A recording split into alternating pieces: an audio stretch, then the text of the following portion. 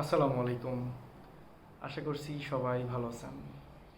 আমার ছোট্ট ইউটিউব চ্যানেলটিতে আপনাদের সবাইকে স্বাগত। আপনারা গত ১ মাস অথবা ১ মাস ৫ দিন থেকেই জেনে আসছেন আমি আমার হেয়ার ট্রান্সপ্লান্টেশন জার্নি নিয়ে আপনাদের সঙ্গে সবসময় কথা বলি।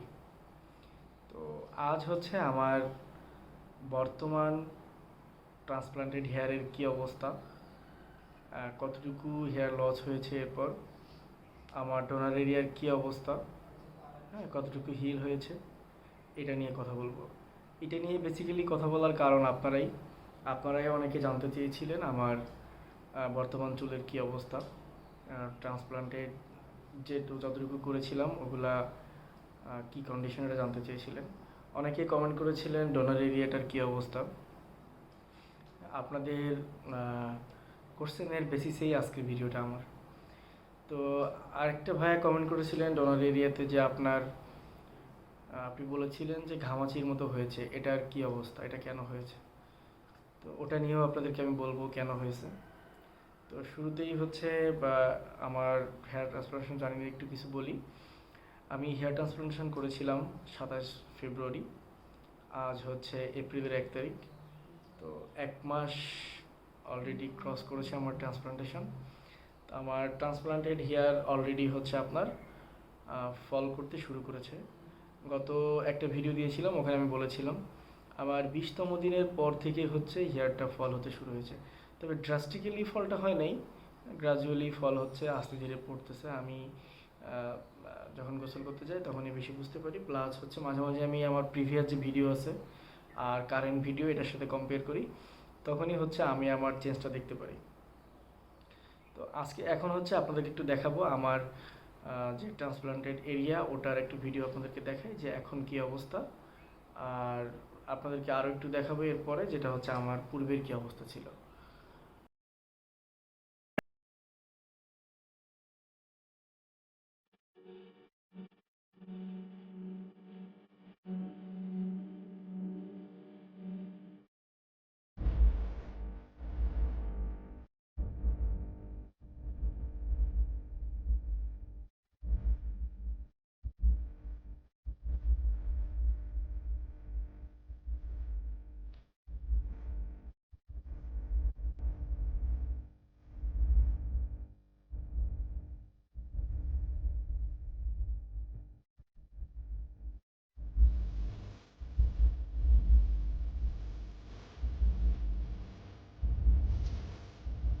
এই হলো হচ্ছে আমার ট্রান্সপ্লান্টেড হেয়ারের অবস্থা বর্তমান।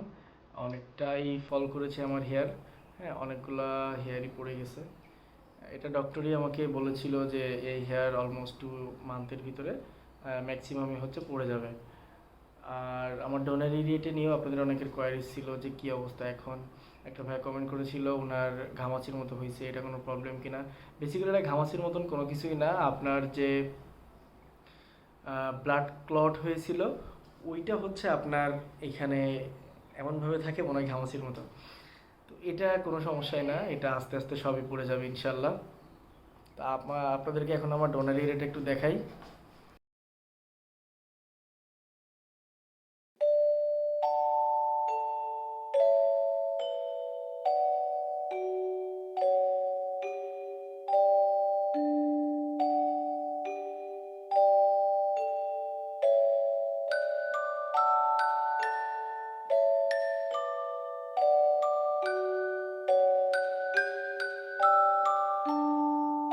তো এই হচ্ছে আমার ডোনার এরিয়ার বর্তমান অবস্থা। আমার অলমোস্ট হিল হয়েছে।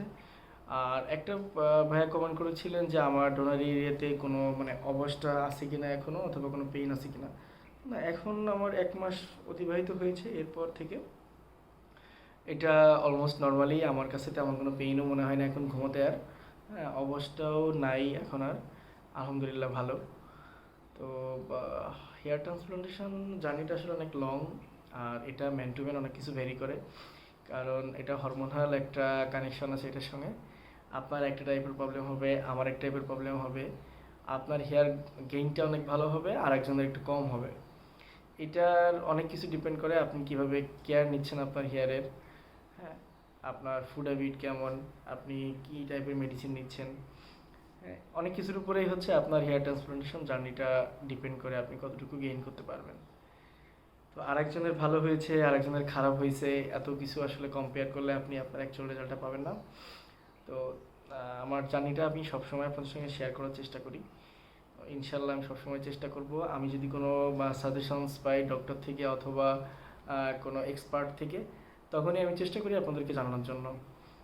তো ভালো থাকবেন সবাই। আর যদি আমার ভিডিওগুলা কোনো ইনফরমেশন আপনাদের কাজে দেয়, তাহলে হচ্ছে আমার ইউটিউব চ্যানেলটিকে আপনারা সাবস্ক্রিপশন করে রাখতে পারেন।